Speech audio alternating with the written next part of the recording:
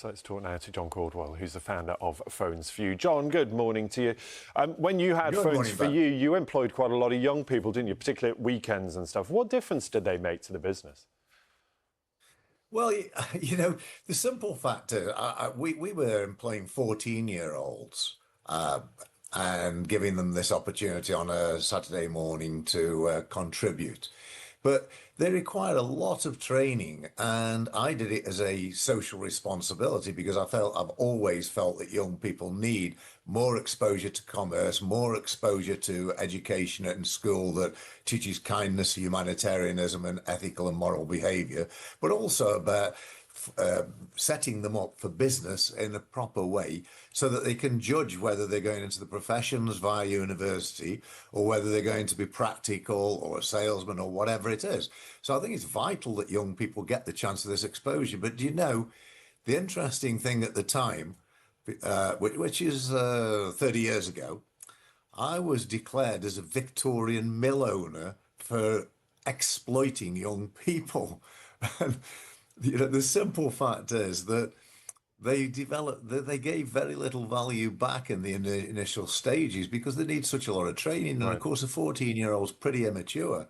So it's a real challenge for employers.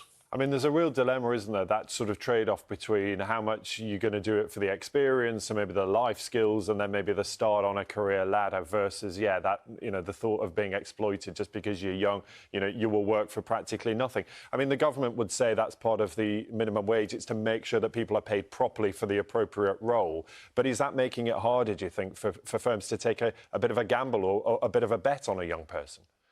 Well, absolutely. And it's typical wrong thinking by the government. Look, it speaks for itself. We're in a commercial environment and people make commercial decisions. Why are we not employing, I don't mean me now, I'm talking generically the UK. Why are we not employing young people?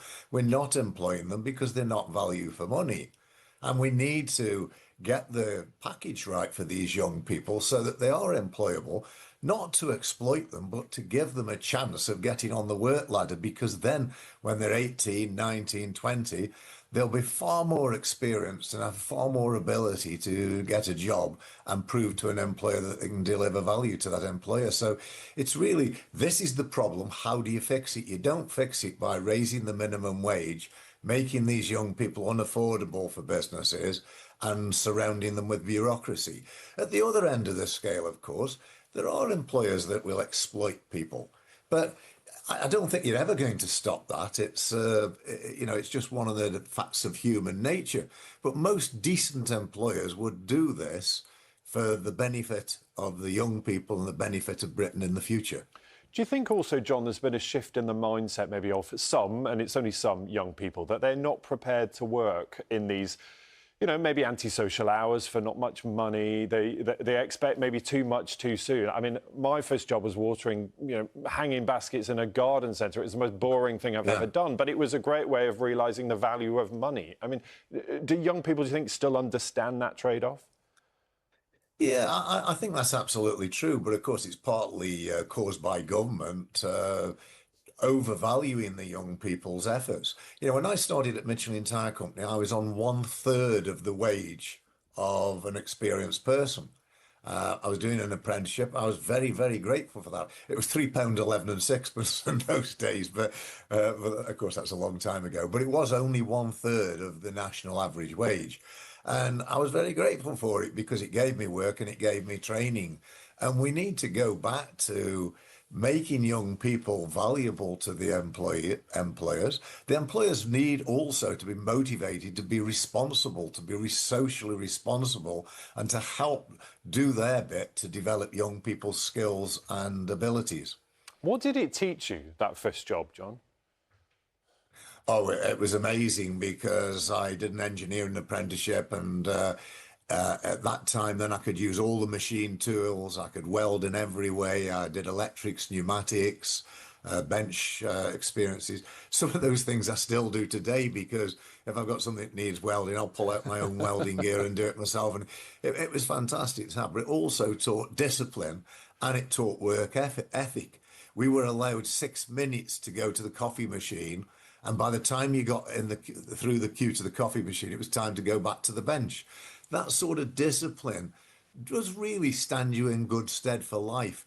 What we don't want is entitled people, whether they're young or old. Entitlement always breeds the wrong end result.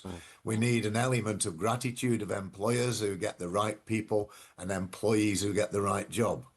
I'm not going to ask you what you suddenly might decide you need welding on a Sunday morning, but that's another conversation, isn't it? But, I mean, look, if you're giving advice to young people right now and thinking, look, they're finding it hard to get the work, they're asking employers to take a bit of a gamble on them, a bit of a punt, what would you say to those young people? Well, I think the lady summed it up earlier on your program about presenting themselves. But, it's very, very difficult because most employers, I guess, would not want to take a young person on because of the effort that goes into them. And then you've got to overpay them. So, it's just the balance is wrong. And we don't want anybody ever exploited in society, ever. But we do have to get the commercialism right so that there is an appeal and an attraction on taking the people on and that you feel that you can get value out of them. So, on the one hand, you've got social responsibility and it's an employer's social responsibility to help. But on the other hand, it's also an employer's responsibility to run a commercial operation. Yeah. And the two need to be in balance. Yeah, John, really interesting to talk to you this morning. Thanks very much. Good to see you. John Caudwell there, businessman and founder Pleasure, of man. Phones for You.